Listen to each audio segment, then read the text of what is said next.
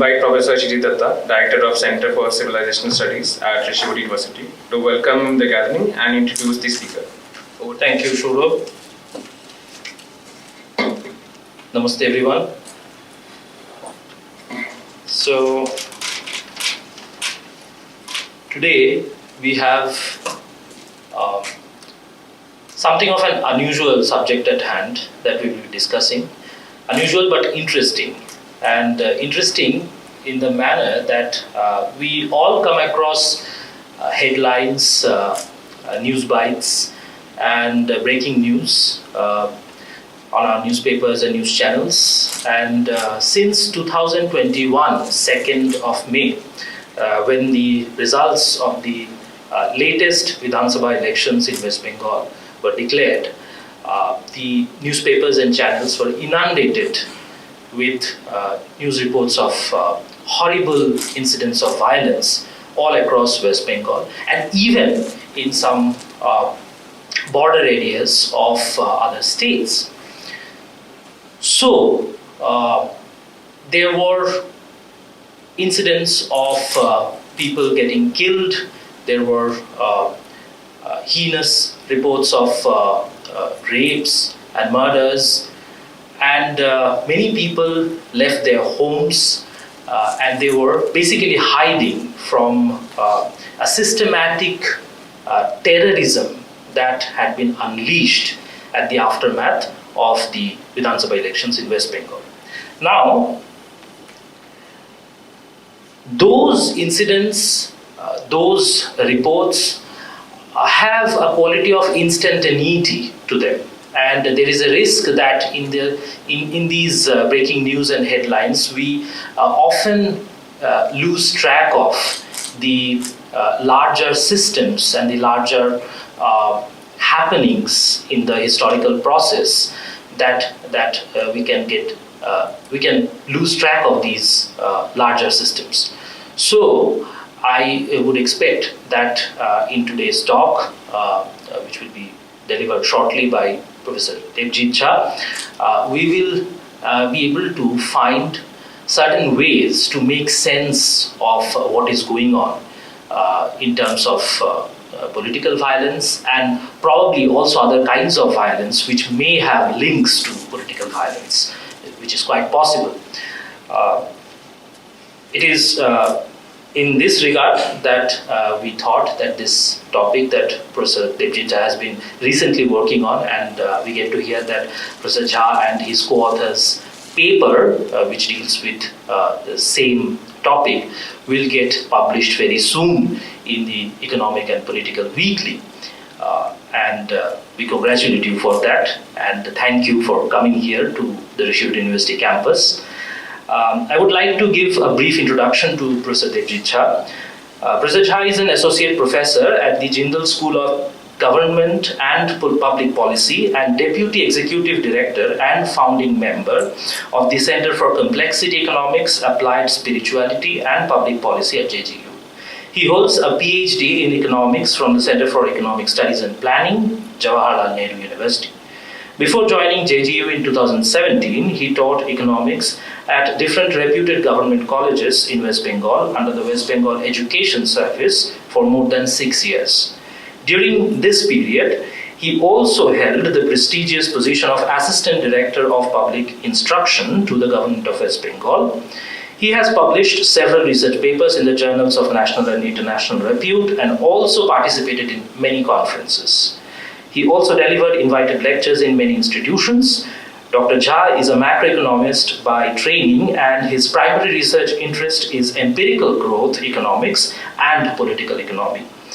He is currently working in different interesting research projects funded by the Niti Aayog, World Bank, etc., including nowcasting and forecasting of economic growth and inflation in India for the Amrit Kaal, trying to understand economic growth dynamics of Indian states, among other things. Over to you, Professor Jha. Thank you again for coming.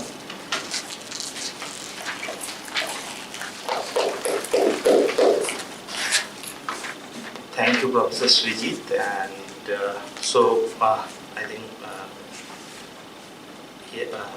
Srijit has given an interesting introduction to what I'm going to talk today.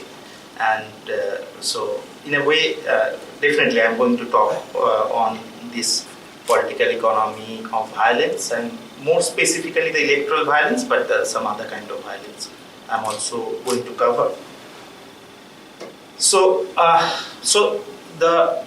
actually what happened in West Bengal, since 2011, when the current government has came to power. So from that time, there is a kind of we can see there is a huge political growth in West Bengal. Political growth means, simply we can measure it in terms of, increasing vote share of the incumbent political party. So now there are many interpretations of that, and one of the kind of interpretations is, for example, which comes from the idea of median voter theorem. It says that whenever political growth or maybe the vote share of the incumbent political party is increasing, it is in a sense it is showing that people are supporting the political party, right? And when that can happen, if the overall economic growth of that particular geographical region is increasing, or maybe the living standard of the people are increasing, right? So people are getting some benefit of whatever the government is doing, right? So many observers of the political economy of West Bengal, they say that this increase in the political growth of the state or the incumbent political party is mainly due to the certain kind of, welfare schemes that has been introduced by the government, right, in last 10 years or so. And actually, this is what we are going to contest. We have tried to contest here in this paper, that we are saying that in a democratic setting, when there is a huge amount of political violence is present, right? Or maybe the oppression of the voters of the opposition political party is present, there is a possibility that the democracy itself is not working. So the high vote share in that context may be an outcome of the oppression and intimidation of the voters, not what is happening in terms of, welfare policies or something else. Right? So this is what we are trying to show. So this is a joint paper with two of my co-authors. One is Dr. Sunetra Ghatak. She is in Manav Rachna University, and then Professor Dibyendu Maiti. He is in Delhi School of Economics. So first let me discuss the political economy puzzle of West Bengal. So whenever we, say for example, if we try to understand it in terms of the median voter theorem that what I was talking about, then in that sense, always, the West Bengal economy remained an outlier. Why? Before the current regime, even the left regime, which was the predecessor of that, so they have sustained almost for 34 years in power. And there were huge or large period when the economic growth of the state was declining, right? So often, so it is again remaining a mystery for the West Bengal that if the economic growth is not increasing, or maybe the welfare of the people are not increasing, then why people are voting that particular political party in power? And so in a sense, this remains always a puzzle. So West Bengal's political economy is a puzzle in context of, the Indian or the political economy scenario of the other Indian states. If we try to see that what these vote shares from 2011 in different elections, in Panchayat election, in state assembly elections, and even in the Vidhan Sabha elections. So in all the elections, we can see there is an increasing trend of vote share of the incumbent political party TMC. So in 2011, it was around 39%.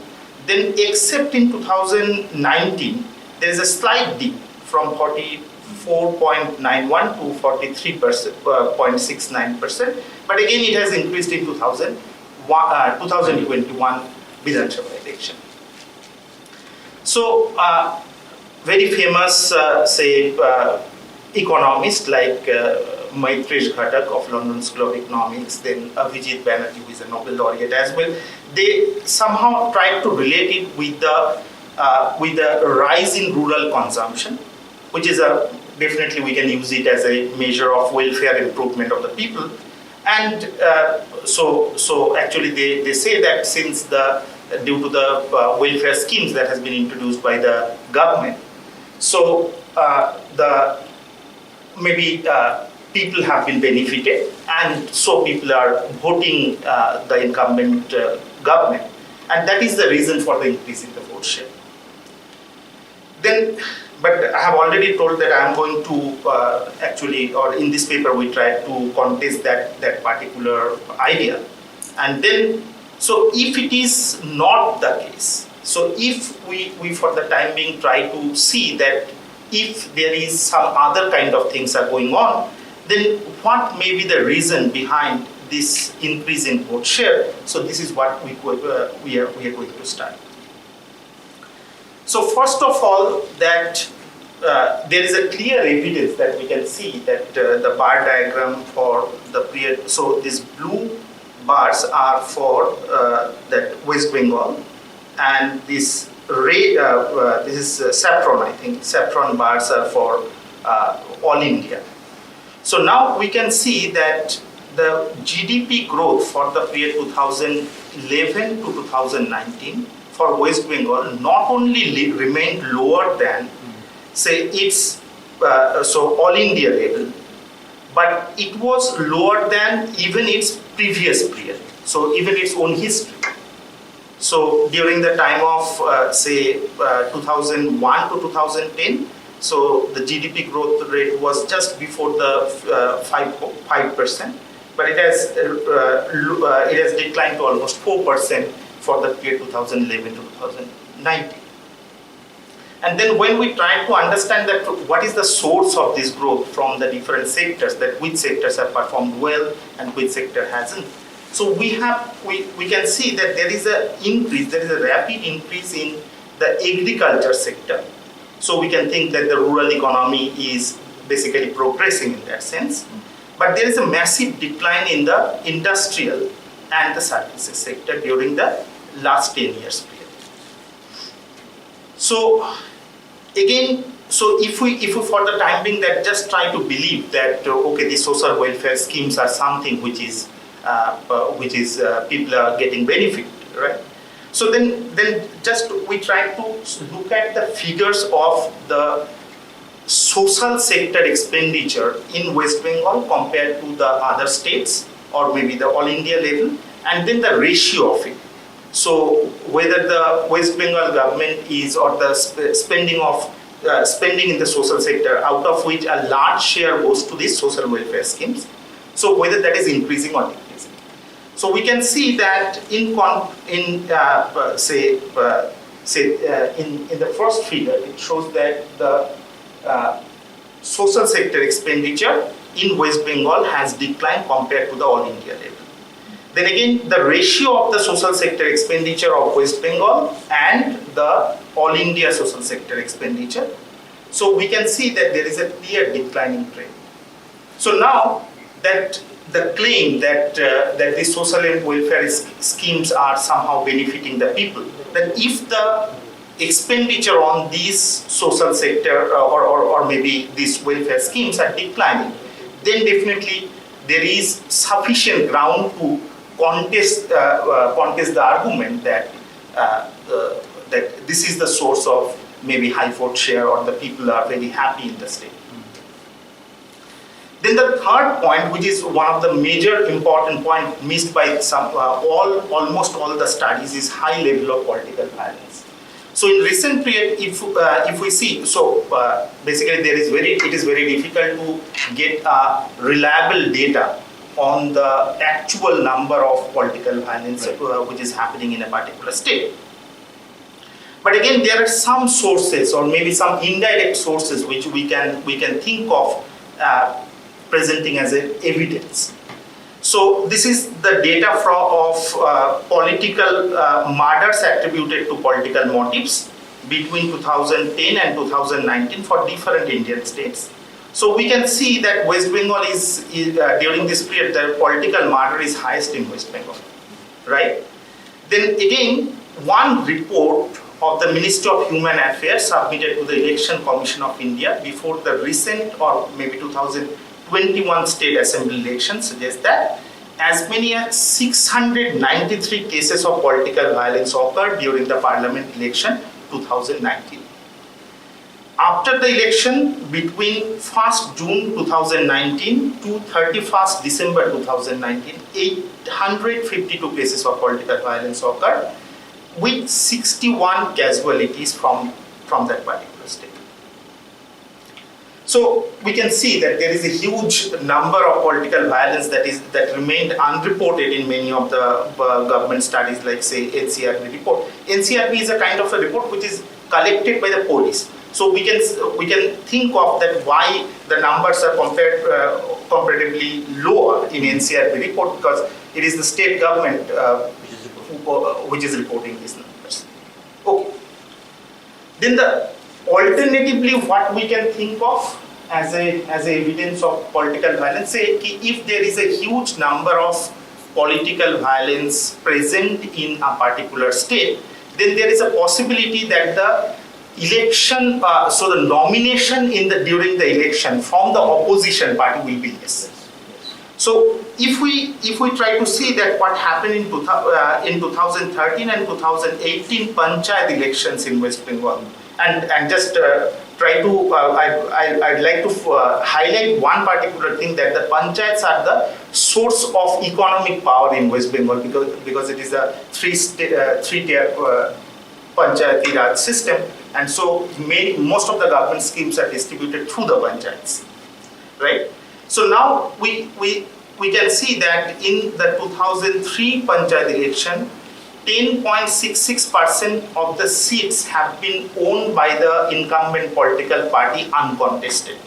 And that number has increased to 34.2%. It is actually a kind of a ridicule to the democracy of any state.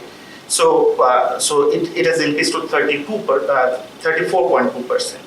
So this actually indirectly suggests that there is a huge amount of maybe some kind of barrier that has been imposed by the incumbent political party for the opposition political parties to file nominations.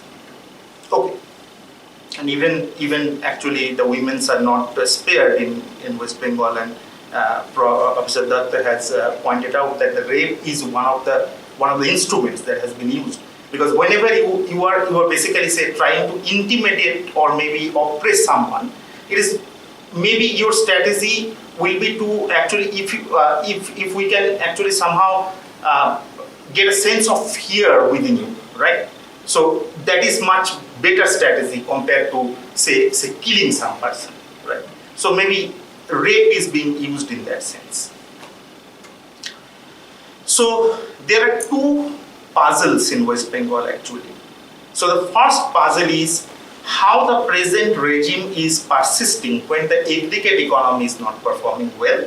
And the second is, if the citizens of the states are satisfied with the performance of the state as reflected by the high vote share of the incumbent, then why would so many incidents of political violence during each and every election be seen?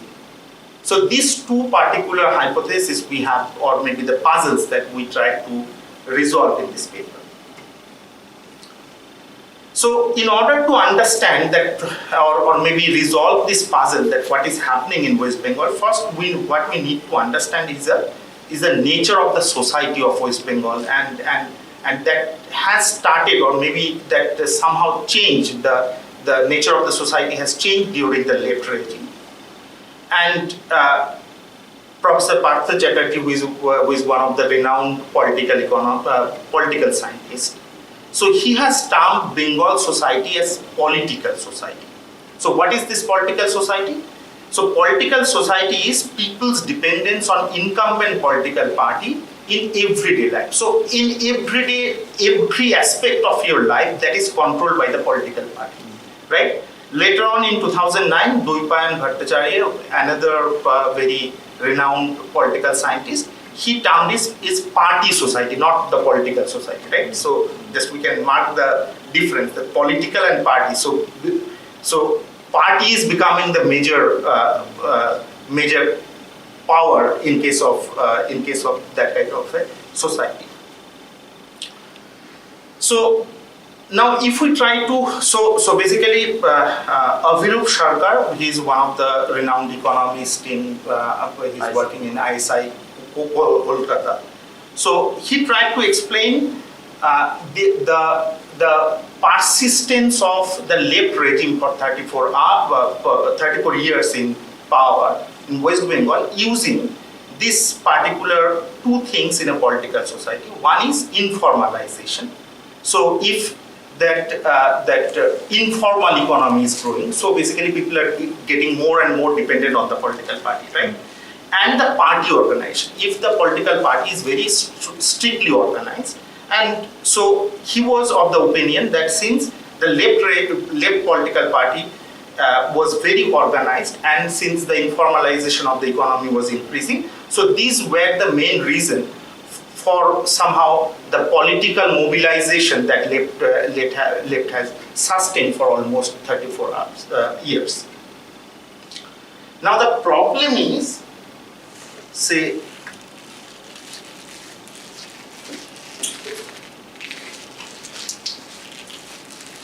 now the problem is that TMC, the incumbent political party now, that don't have a kind of a political organization the left were having. So now how we will explain that how TMC is mobilizing, or the ruling political party is mobilizing the people for incumbency, right, without having a strong political organization. So this was our biggest channel to explain. And even when we have taken the data from the RBI statistics on Indian states, so we found that the informalization of the economy has reduced slightly. So it was not that informalization was increasing during the last 10 years, but the informalization of the economy has reduced, right? And the political organization of the incumbent political party now is nowhere close to the left. So in this situation, how can we explain that what is happening, why this particular political regime is basically persisting? And there is the role of political violence and different other kind of strategies that were there. So what we try to argue, that in absence of a strong political organization and a high degree of informalization of the economy, though the informality in the economy has reduced, but it has remained to a very higher level. So TMC has created a new incentive structure of rent sharing by improving two existing instruments of rent seeking. These instruments are syndicate and cut money, to attach workers with the party, right? So these incentive structures help them to form a centralized political organization, successfully replacing the multi-layer hierarchical political organization of the left. And this is what actually we try to argue in this paper. So both these instruments were present during the time of left, but maybe less prominent because of the strong political organization. Okay, now let's take some of the evidences that which kind of rent seeking, or maybe we'll try to understand that how the political mobilization is happening in West Bengal. So the rent extraction in urban and rural areas. So basically what I'm doing here, basically we try to divide the two instruments working in two different kind of regions. One is in the rural, urban and semi-urban areas where basically the syndicate Raj is operating, and the other instrument, which is cut money, that is operating mainly in the rural area. There may be some kind of overlap, but mostly we can divide it in this way. So syndicate is the popular name of the organized form of corruption and extortion rackets, mainly operate in the manufacturing and construction areas in West Bengal. So a small group of unemployed youth connected to the ruling political party who control a particular area and demand a share of any kind of transaction that is happening in that area. it may be the construction of a building, or maybe buying materials for that, or selling a land, all these kind of things.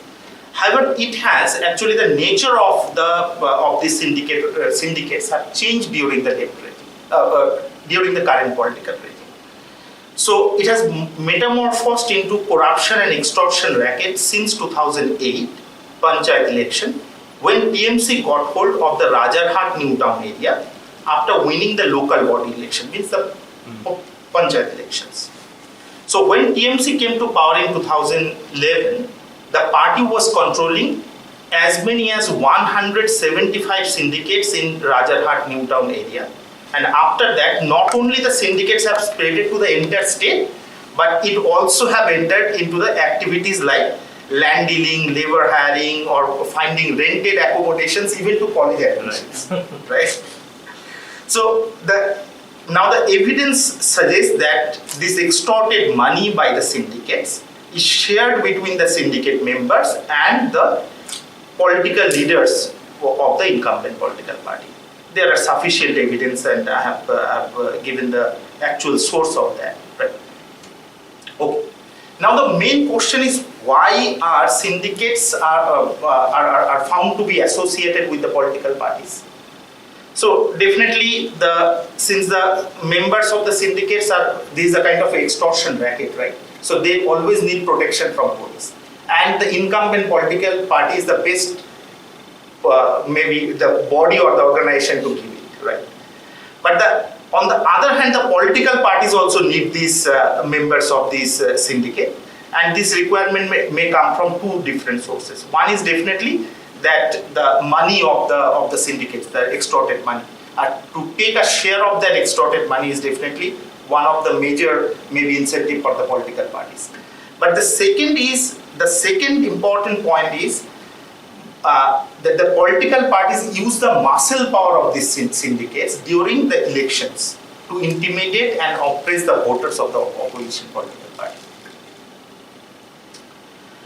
So now similarly the rent extraction or the instrument for rent extraction in the rural area is popularly known as cut money in West Bengal. So the instrument to extract rent from the rural economy is known as cut money, and this is popular term used in the state to represent the unofficial commissions charged from the beneficiaries of the government schemes by local TMC leaders. For example, people need to pay around say 10,000 to 15,000 to entitle themselves for the Indira Awas Yojana. This has been found in one of the ethnographic studies by Professor Suman Nath, who happens to be one of my earlier friend or earlier colleague in one of the places I was working. So a Google news search of the term cut money in Bengal provided me almost 1,57,000 news items. And the cut money collected by the TMC leaders is again shared from the grassroots levels to the topmost leaders in the political hierarchy of TMC. So in 2019, after the party workers were dictated to return the cut money, one of the members of the parliament then said that a person who has taken the cut money directly is only the front man. There are others who are behind him. They have also taken their share, so the money has to be returned according to the state. So the first statement, or maybe that when the chief minister was dictating, it is a kind of a maybe acceptance that actually this is kind of a prevalent thing in West Bengal.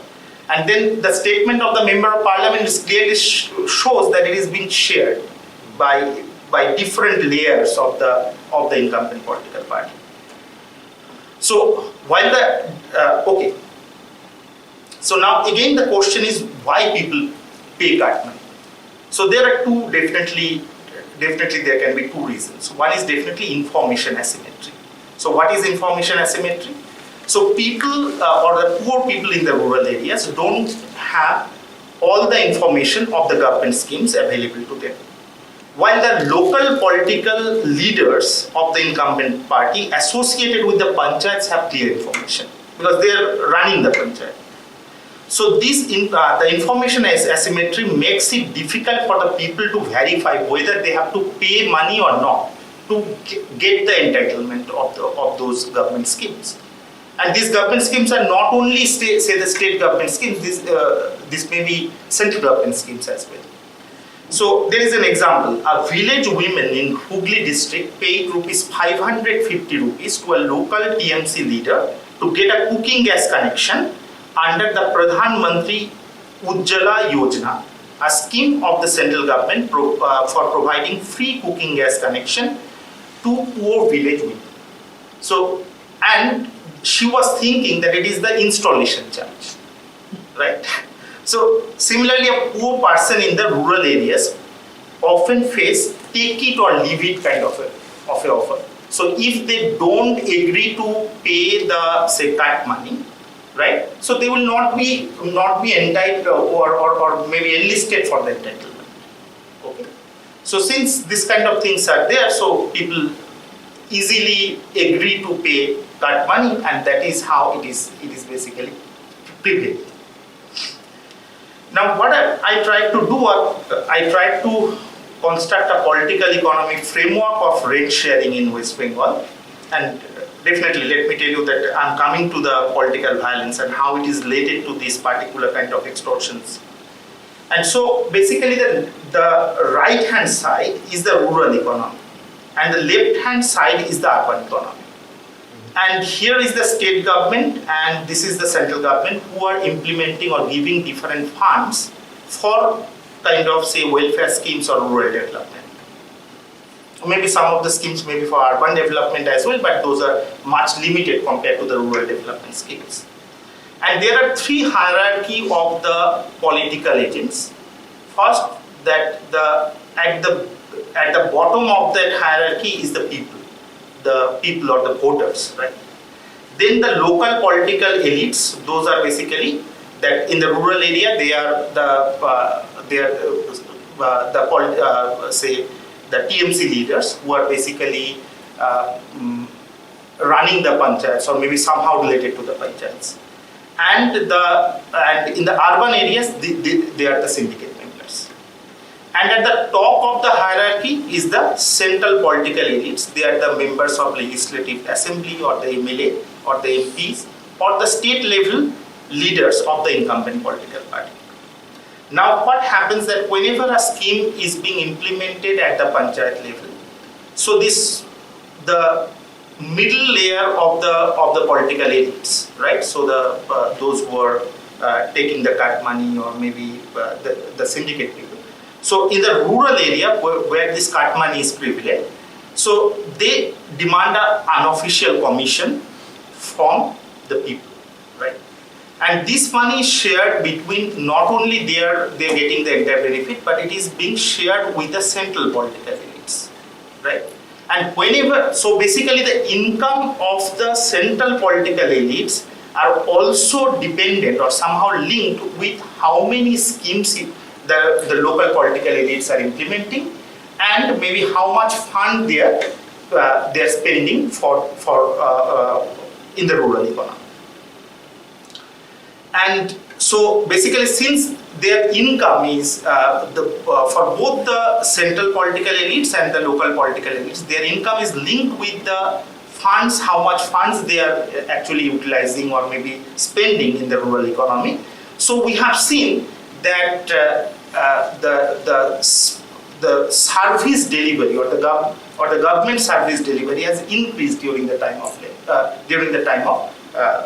TMC regime, right? There are many papers on that actually try to praise that actually this kind of schemes are being implemented, and since compared to the left regime, there is a huge increase in the service delivery, and now we understand the actual reason is the clear monetary incentive that has been set up by the incumbent political party. So, but again, that maybe this cut money or maybe what is happening in the rural economy, that may not be very problematic and maybe even problematic as well. I'm going to explain. But what is happening in the urban areas, that is really problematic, because say in the rural area what is happening, so this money, whenever a money flow is happening, so there will be a kind of, this flow will continue because everyone have an incentive to actually give more money and spend more money. But in the syndicate Raj, or what is happening in the urban areas, because this money flow is not coming from any government scheme. So some people are extorting the businessmen, so the business people are getting discouraged to invest in West Bengal. And that also explains that why West Bengal is getting very limited investment despite several of the business summits for last few years the government is organizing, right? Because it is a kind of a uncertain situation, right? And say whenever there is a fixed cost involved for any kind of investment, so if there is not a certainty of income or profit the business people are getting, so they are not, or they will not feel very encouraged to invest in it. Okay. So now let's unfold the puzzle. So why political violence?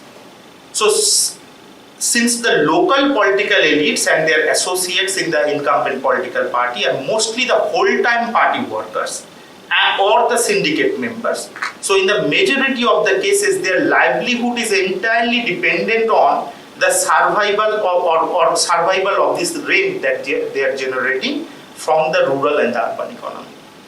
Since the rent generation is linked with the persistence of the political regime itself, so which allows them to extract the rent, so their livelihood is entirely dependent on the persistence of the regime itself. So thus, during the elections, in order to protect their livelihood, they do not hesitate to take violent methods of intimidate and oppress the opposition political party voters or anyone who they consider a threat to the survival of the ruling political regime, right? So this explains very clearly that why there are so many political violences happening during the elections or maybe after the elections. But again, still there are many other kind of political violence that Professor Datta was trying to point out that is also happening, and then we need to find out a reason for that. So the other kind of political violence is, so there is another kind of political violence which is basically related to the distribution of this money. So it is not that you are trying to intimidate or maybe trying to continue these particular rent-seeking activities, but actually there is a hierarchical system of, say, distribution of money. So who will be in which position in this hierarchy? So that is one of the source of this kind of conflicts. Say what happened in recent time in Boktui in Birbhum district, and that is clearly related to this distribution. So a person was controlling a particular area and maybe extortion was happening through him, and then some other people have killed him, and then in retaliation some other people have say burned almost 7-8 houses and burned 7-8 people alive. Yes. Right. So other kind of violence that is happening or continuing in West Bengal, it is actually related to the distribution of that money, right? Again, say some people may say that there are some kind of religious violence that is also happening in West Bengal. Then how would we be able to explain that? Again, if we see that even in case of the religious violences, so it is somehow maybe religion may be the trigger of that violence, but it may not be the root cause. Because if the religious violence is linked to the political parties and how the political power churning will happen, right? So then it may be that the religious feelings are only a kind of a trigger, and that is very meticulously used by the political parties for their own benefits, right? Again, in those cases as well, if we try to think it very closely, maybe we will find similar kind of region that actually say some of the religious leaders or some people, they are somehow enjoying some benefit of this kind of unaccounted money that is flowing throughout the West Bengal. Then why there is an increase in the vote share of the incumbent political party? Again, the reason is very clear that there is a huge amount of political violence and oppression or the intimidation of the voters of the opposition political party.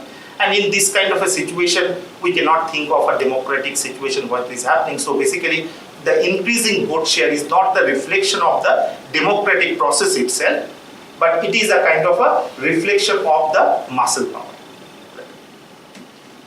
Then why low economic growth? Right, so this is very interesting in a sense that, so we have seen that actually there is or maybe there is an increased incentive for the agents involved in cart money to spend more money, and maybe so that can increase the economic growth temporarily for the rural areas. So cart money may act as a lubricant, right? It may not be very bad in that sense, right? Because it is increasing the flow of money, and the ultimate beneficiaries are the huge number of rural poor.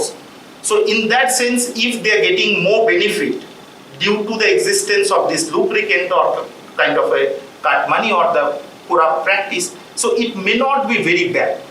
But it's for the short term. But it is for the short term. There may be a huge long-term distortion in terms of the state fiscal position. And for the state, which is already ridden with huge amount of external debt, so for that state, it can be a disastrous thing. So now, but still say for the time being, what we found earlier from the data is there is an increase in the agriculture sector, right? So increase in terms of the GDP growth. So for the time being, let's assume that there was so this cart money is basically improving the economy. But again, what I would like to point out is actually the agriculture or the rural sector contributes only 20 to 25% of the entire economy. The rest of the 80 to 75% are coming from the industrial and service sector, which is under the syndicates, Yes. right? So,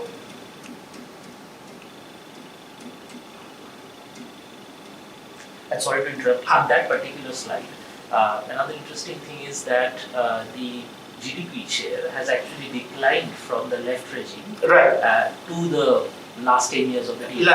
Last 10 years. So in another paper that is in a working state, we have used a difference in difference regression, which basically shows that if the two different trends of say GDP or any other variable is significantly different from each other, and whether they are different from their past experience as well. And we found that actually the growth rate of West Bengal during the current political regime is not only lower than the all India growth rate or the average of all the other Indian states, but it is lower than the earlier regime as well. Right? Okay. And since the 80% of the GDP is coming from the service and the industrial sector, where actually syndicates are operating, which is not having any kind of positive impact on growth, so we can understand that why the aggregate GDP has declined despite agriculture performing much better, right? So that explains why the GDP growth rate in the economy is declining. Okay, this long run consequence, I have already said that actually the syndicates are like toxic drugs. So if I just give maybe synonymity of syndicates with something in the medicine, then it is like toxic drugs. So it hampers the growth of the industry and the services. It also reduces the tax revenue the state government is getting. But the cart money are like steroids. So it stimulates growth in the short run, but generates distortions, risk, and inequality in the long run. So, and definitely in a state like West Bengal, which is actually ridden with huge amount of external debt, that can be very disastrous. In recent time, we have seen in Sri Lanka what has happened due to the external debt. Though since West Bengal is maybe under a federal system, that kind of disaster may not come. But again, it will definitely create a huge amount of distortion in the state's own resource. And again, actually the problem of this model of development, where actually we are relying more on the political cadres of a political party to deliver the people some kind of welfare schemes against a kind of agency fee that the cadres are charging from the people. So this kind of development model is getting popular in India. That is the major problem. Say after the success of West Bengal in this kind of a framework, some other political parties are also promising people these similar kind of benefits during the elections. Say in case of election in Goa, in case of Punjab and all this, and even most probably in Delhi. So if it is happening there, so then, or maybe if it is becoming a role model, then definitely we need to give a maybe clear or we need much clear understanding of the consequences that can happen in those particular states. Okay, so what is the way forward? Basically, I don't know. I don't know much about what can be the way forward, but definitely we can think of something. Like one kind of things, maybe say social audits can work in this case.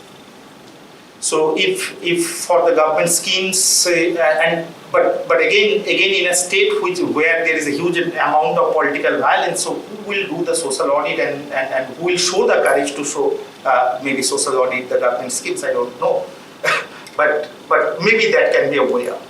So, and even say in case of the rural economy, if the information asymmetry is the major reason that why people are not protesting for giving cut money, then maybe we can try to remove the information asymmetry by giving more information to the people regarding the government schemes and maybe telling the people that actually you don't need to pay anything to get the benefit of that. Or maybe setting up some kind of resolution redressal bodies. So if there is a kind of someone is asking you some kind of benefit for entitling you to some kind of government schemes, there will be a place where maybe they can report. Maybe actually the incumbent government in 2021 has taken similar kind of strategy by that particular thing which is called Didi Ke Bolo. Right? So Didi Ke Bolo may be a kind of informal strategy to actually redress those kind of grievances, right? So maybe that is, but we need a kind of maybe much more institutional system in that case to get rid of the problem of this kind. Sorry to interrupt you, sir, Yeah. but still there is a fear of violence. Still there is a fear of violence. So but actually whenever there is a violence basically, and if it is electoral violence, then actually democracy is not working at all. So that is the dangerous thing. And when democracy is not working, basically nothing is working in a particular society.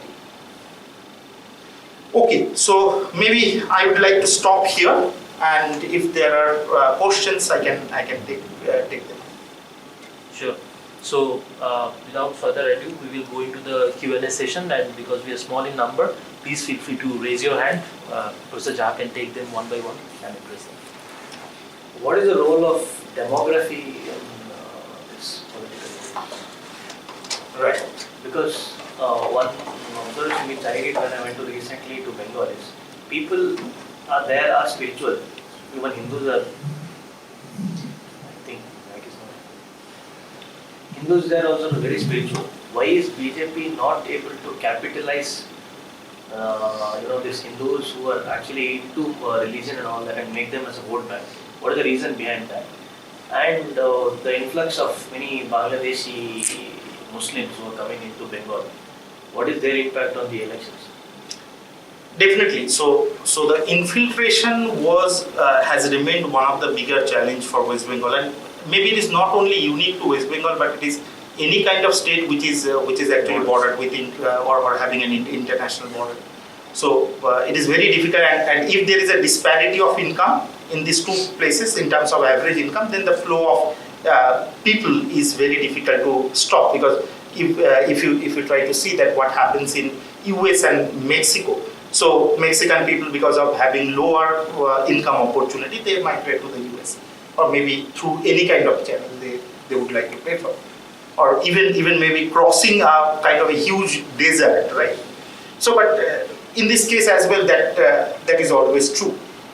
But again, but the other point that I would like to, so infiltration of the people from Bangladesh is definitely maybe one of the reason, and that can explain the growth of the Muslim population in West Bengal in last say couple of years, or maybe last 20-30 years. But the major point that I would like to highlight here is demography can play a much bigger role, not only by the share of the people of Hindu or Muslim or some other particular religion, but and definitely Muslim population is almost 30% in West Bengal, so it plays a major role in that. So there is no denying of that fact. But actually the age of the population may also matter. Say Bengal is having a kind of aging population now, right? For the younger population, it is much easier to sustain a political violence compared to an old population. So old population will easily succumb to any kind of threat given by a group of young political leaders, right? So that may be one of the reasons. So basically, in order to study this, what we are trying to do now, basically we are now collecting some data of political violence from some states. We have just started this project, and we are actually collecting this information from newspaper articles because there are no other source. And we are trying to, so there are basically several hypotheses. One of them is whether the history of left violence or left rule has something to do with this, because the evidence says not only in Bengal but in Kerala, say political violence is a kind of a prevalent thing. So there may be some kind of a maybe relationship between the left political rule and the political violence in the state. The other things maybe say this the South Indian political the South Indian states are also aging in terms of their population, and Bengal is one of the Eastern Indian state which is actually having kind of a aging population now. So maybe we are trying to, so once this data will be constructed, it will take huge time, I can understand. But once this data will be constructed, we'll be able to, I think, reflect more on these particular issues. Right. What about Hindus and BJP? What's the connection?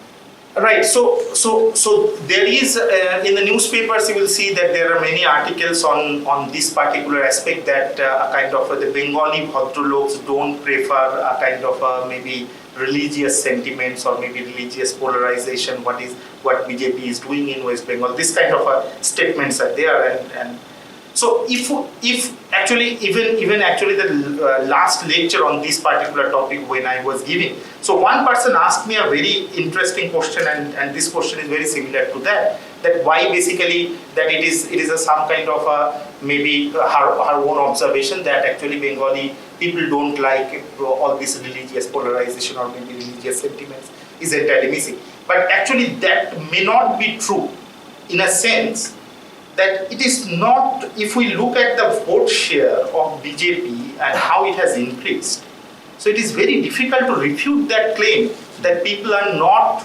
actually attached with BJP or people are not liking the ideology of BJP. It may be a kind of a very small fraction of the middle class urban people.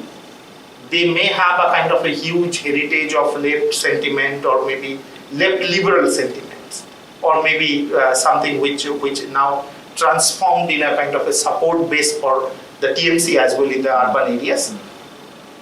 But the actual people in the rural areas, they are very much attached to the religious sentiments in West Bengal, and basically it is very difficult to say that they are not attached to the BJP by looking at this particular vote share. That in 2019 the vote share of the BJP was 40.64%, and in 2021 it has declined to just only 2% to 38%, right? So this 38 and 40%, maybe these vote shares clearly suggest that that actually people are attached to the kind of maybe the religious or maybe the value system that BJP tried to inculcate. So it is that particular argument that actually the Bengali Bhadraloks don't prefer this kind of a maybe religious sentiment is entirely wrong. Any other questions?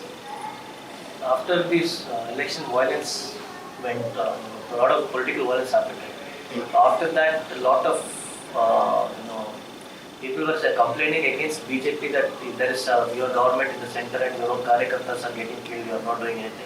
Yeah. And how is this going to impact in the future elections for the BJP's organizational ability? Yeah, so that is a very interesting question. Maybe definitely this is not a part of what we have done or studied actually, but I can try to think of what.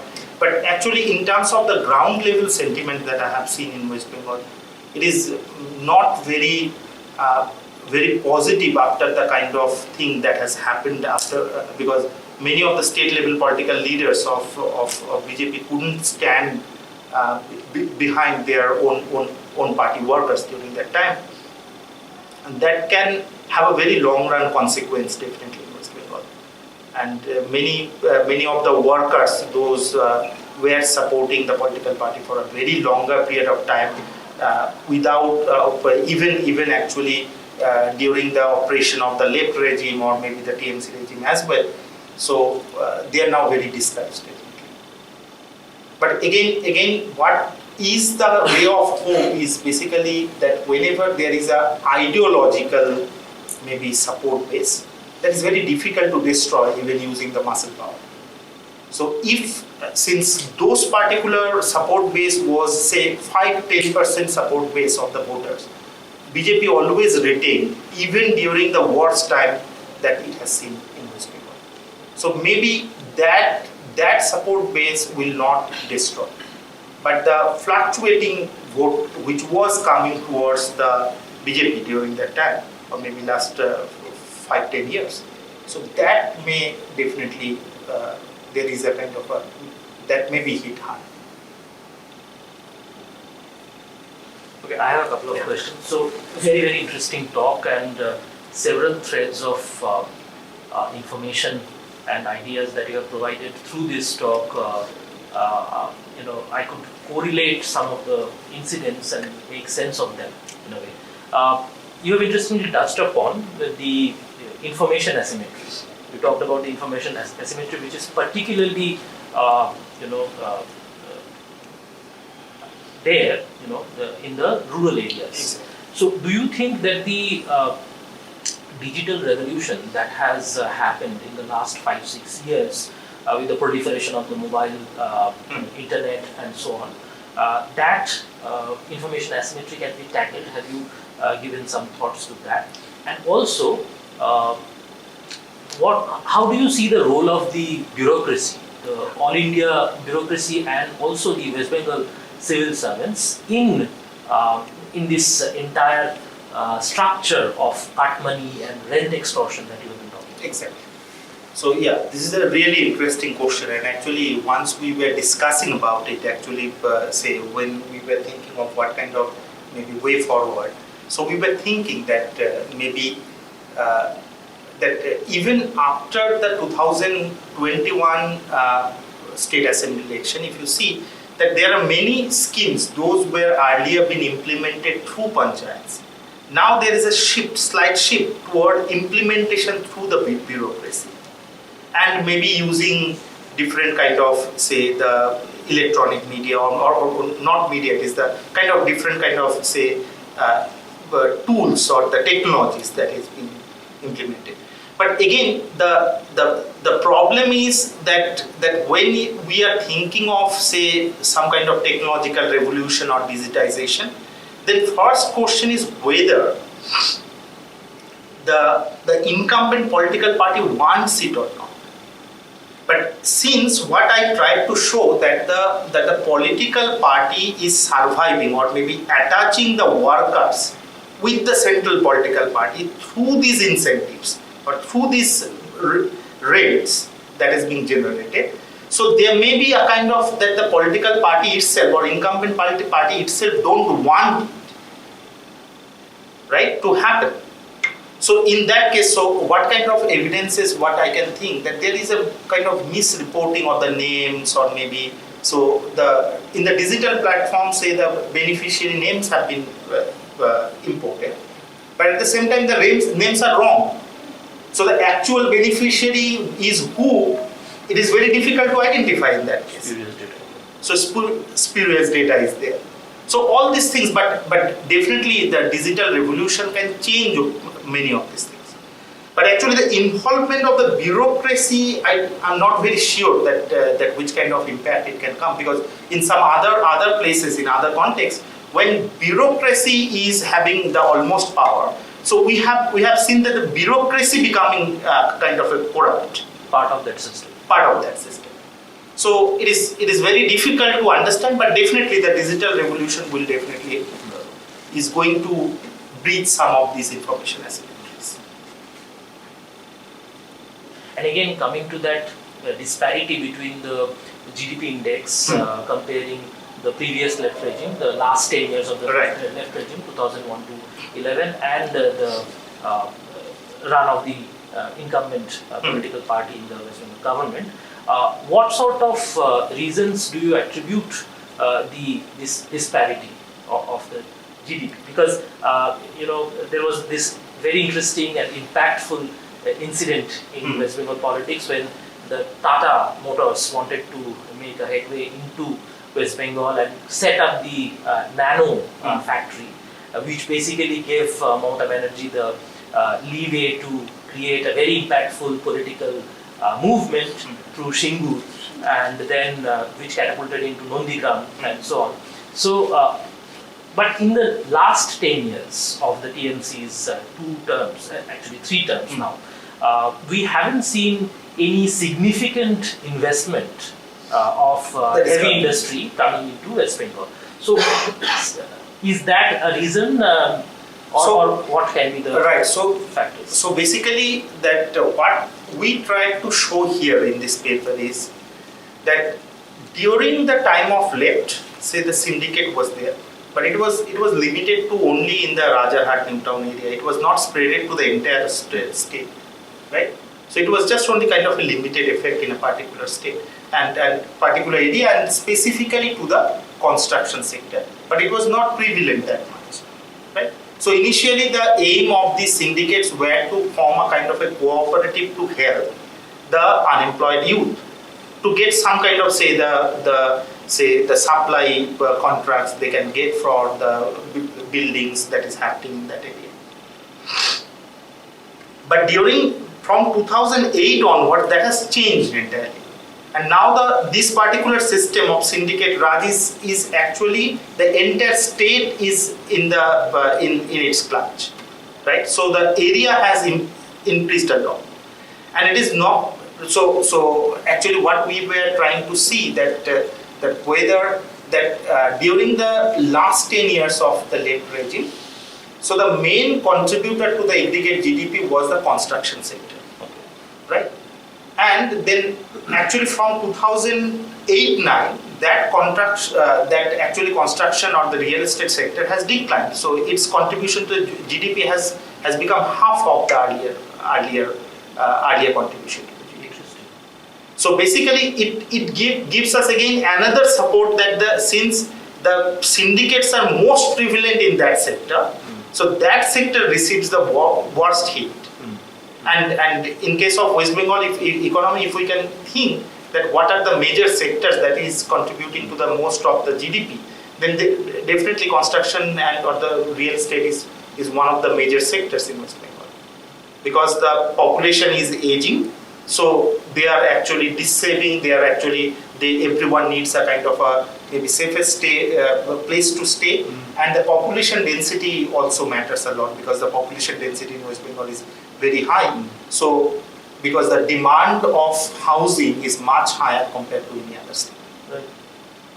From what you say, I think the picture looks bleaker than it seemed, because during the last 10 years of the left regime, the only two pockets of big construction was in the Rajarhat Newtown region, and also one project in North Bengal, which is near Shiliguri. Near Shiliguri, Uttarani. Yes. So now it has actually spread to other pockets like Asansol and even Kollani and things like that, places like that. In all the places. Still, the share of the construction business into the GDP has declined, which shows that these syndicate tentacles are very dangerous. It is at a very dangerous level, and actually for any business person who is trying to invest in West Bengal, so it is a very discouraging environment. Nightmare. Nightmare, because in geographically West Bengal is having a big advantage because it is close to the sea. It is maybe in the eastern India there is a huge market, but there is not a kind of a supply side for that, because the rest of the part is the other countries, right? Specifically for the entire northeast region. So now they need a kind of a supply or maybe place from where we can transport the commodities, goods and services very quickly, right? So in terms of its geographical location, so West Bengal is a very lucrative place for any people who is trying to invest. But again, for these political regions, it is actually very difficult to, or maybe it is not very difficult to understand that why the investment is coming, despite its kind of lucrative geographical advantages. Okay. Do we have any other questions? Wonderful. Then in that case, I would like to invite Professor Soumya to deliver the concluding remarks and vote of thanks. And thank you, Professor Jha, once again for this enlightening talk. Well, I don't have a lot to say except that it was a brilliant presentation, and thank you for giving it here, delivering it here. I remember this philosopher, the French philosopher Michel Foucault, writing at one place that truth is a political economy. It has institutional and economic underpinnings. And if I remember correctly, he writes that the truth is institutionally and economically teased, so to speak. So here in this instance, you have depicted an entire political economy of violence. You have depicted how violence is institutionally generated. And I've noticed that there are two dominant aspects to your presentation. On the one hand, violence is the outcome in the context of West Bengal of the absence of a welfare role by the state. So in this case, I suppose, violence is the only route through which, the pathway through which the state or the party ruling the state may elicit the political allegiance of the population.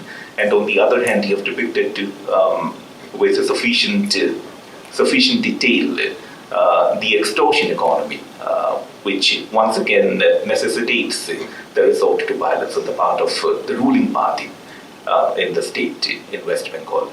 So once again, thank you very much for this great presentation. And my recommendation to you is that, or my request rather to you is that, you ought to consider developing this work into a full-length monograph, because we stand to benefit greatly from it. It's going to be a path-breaking work if you do so. And I'm looking forward to reading the final article when it appears in the Economic and Political Weekly. Once again, thank you very much. Thank you very much indeed. It's been a truly enlightening experience sitting through this presentation by you. Thanks a lot, Dr. Jha.